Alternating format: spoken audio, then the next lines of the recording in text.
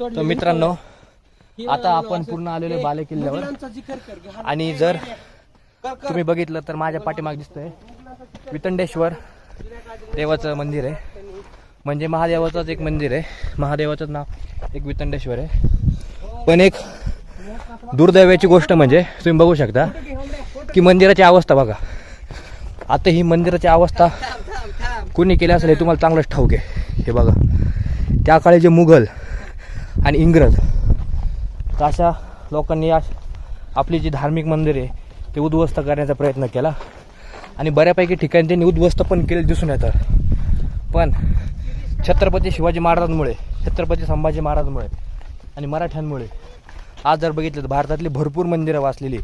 तुम्ही जर खाली जर दक्षिण भागात जर गेले, तमिळनाडू, कर्नाटक, जिंजी वगैरे, तर तुम्हाला बरीपैकी मंदिरे एकदम साबूत कंडिशनमध्ये दिसून येतील. त्याचं कारण एकच ते म्हणजे छत्रपती शिवाजी महाराज.